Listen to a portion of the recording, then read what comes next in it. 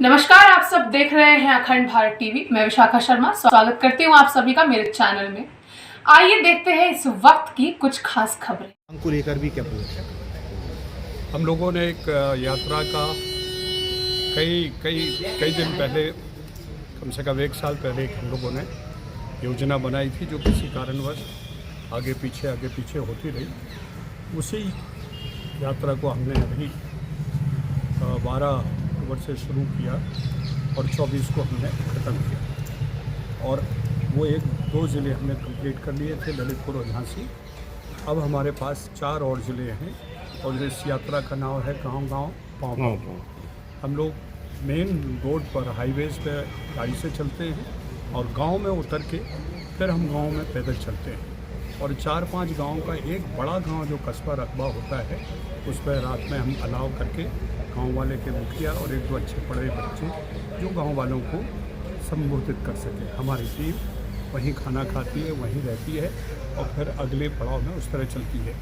इसकी वजह ये है कि हमने शहरों को तो सबको समझा लिया और शहरवासी लगभग हमारे साथ हैं, लेकिन गांव का आदमी आज भी नहीं जानता है कि वो कितना कुछ खो रहा है, कितना कुछ वो राजस्व दे रहा है, उसके हिसाब से क्या उसे मिल रहा है। जो योजनाएं वो योजनाएं उस तक नहीं पहुंच पा रही हैं। और अल्टीमेटली ये है कि जब तक हमें बुंदेलखंड राज्य नहीं मिलेगा तब तक हमारा विकास संभव नहीं है। ये बातें बहुत सही है, सबका विकास, सबका साथ और सबका वो भी जो कर रहे हैं, लेकिन हमारा बुंदेलखंड 21 सदस्य हैं विधायक के हमारे, जिसकी जितनी भागीदारी उसकी इतनी हिस्सेदारी, तो उसके हिसाब से हमें कुछ नहीं मिल रहा है, 4% भी नहीं मिलता। तो उसमें अब हमारी एक ही मांग है कि अगर बुंदेलखंड राज्य बनाने में कहीं आपको लगता है कि आनाकानी हो रही है तो आप हमें नेशनल टेरिटरी बना दीजिए। हमारा एक ऐसा विधान हो जिसके बुंदेलखंड के लोग ही उसे गवर्न करें। हमारी बहुबुदी, हमारा विकास और हमारी शिक्षा, हमारे अस्पताल हम बुंदेलखंडी खुद चाहते हैं। ना हम मध्य प्रदेश के आश्रय रहना चाहते, ना हम उत्तर प्रदेश के आश्रय रहना चाहते। एक नेशनल टेरिटरी बने, जिस तरह से पांडिचेरी है, अंडमान निकोबार है, आपका लक्षद्वीप है, उसी तरह से बुंदेलखंड बने। या अगर वो नहीं है तो हमें कम से कम एक परिषद ऐसी बने जो बुंदेलखंड के लोगों के साथ हो। हमारी ये मांग है। और राज्य हमें चाहिए है उनको सामने टेबल पर बिठा कर। पहले हम उनको टेबल पर तो लेके आए। अभी अगर हम ये कहते हैं हमें इलाहाबाद नहीं चाहिए, कानपुर नहीं चाहिए, तो फिर वो एक अलग बात हो जाती है, फिर वो टेबल पे भी आने के लिए तैयार नहीं है। हम चाहते हैं एक बार गवर्नमेंट हमारे साथ, सेंट्रल गवर्नमेंट टेबल पर बैठे, राज्य का क्या वो स्वरूप हमें ऑफर कर रहे हैं वो हमें बताएं। अगर वो हमें स्वरूप मान्य नहीं है तो उस पर चर्चा हो, लेकिन अभी से हम विरोध करें, अभी से हम कहें नहीं ऐसा नहीं होने देंगे, तो आप ये मान के चलिए पिछली बार भी यही हुआ था। उत्तराखंड, झारखंड, छत्तीसगढ़ बन गए, हमने अलग अलग मांगें रख दी। हमने कहा हम सागर राजधानी बनाएंगे, हम झांसी राजधानी बनाएंगे, और दूसरा हम दोनों एक साथ लेंगे। ये नहीं मानेंगे, उन्हें तो ठीक है, फिर कुछ नहीं मिलेगा।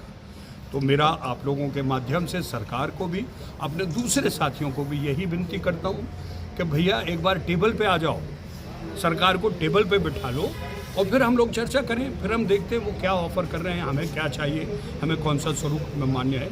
और अगर अभी नहीं बुंदेलखंड बना रहे हैं तो हमें एक अलायंस बनाएं। सत्ता में दोनों एक ही पार्टी है, चाहे मध्य प्रदेश में हो, चाहे उत्तर प्रदेश में और सेंट्रल में।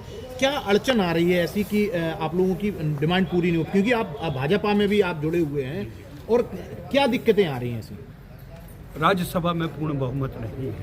नहीं, अब तो पूरा भी बहुमत हो चुका है। जो हमारे साथी हैं उनमें बहुत सारे साथी छोटे राज्य के पक्षधर नहीं हैं। तो एक तो सबसे बड़ी कठिनाई ये है, मुझे लगता है कि दिसंबर या जनवरी तक जो दूसरे राज्यसभा के सदस्य आएंगे तो हमें पूर्ण बहुमत होगा। और हम एक और चीज़ के लिए इंतजार कर रहे हैं, जो आप सब जानते हैं कि परिसीमन होने वाला है। लोकसभा की सीटें ही उत्तर प्रदेश से 100 से ज़्यादा होंगी और विधानसभा की 700 से ज़्यादा होंगी। तो इस परिसीमन में जो सबसे बड़ा लाभ होगा वो बुंदेलखंड को होगा। यहाँ की जो 6-6 लाख 10-10 लाख के लोकसभा की सीट्स है वो 2 भागों में बटेगी। जब 2 भागों में बटेगी तो हमारी संख्या जो 21 है वो 44 से 50 तक पहुँचेगी, और तब हमें पूरी ताकत के साथ लगेगी। अभी हमने पूरी करस्पॉन्डेंस हुई है, मैं बिल्कुल इसमें नहीं शर्माऊँगा। हम लोगों ने अमित शाह से लगातार, अमित शाह गृह मंत्री जी से लगातार हमने पत्राचार किया है। और उन्होंने सिर्फ ये कहा कि बुंदेलखंड राज्य हम बनाएंगे, लेकिन हमारी प्रायोरिटी पर नहीं है। देश की दूसरे जो ज्वलंत समस्याएं हैं उन पर हम अभी सोच रहे हैं और उन पर कार्य कर रहे हैं, लेकिन बुंदेलखंड राज्य के लिए पूर्णतः सहमति है। इसी तरह की नई और बड़ी खबरों से जुड़े रहने के लिए देखते रहिए अखंड भारत टीवी। हमारे चैनल को लाइक कीजिए, शेयर कीजिए और सब्सक्राइब करना ना भूलें। धन्यवाद।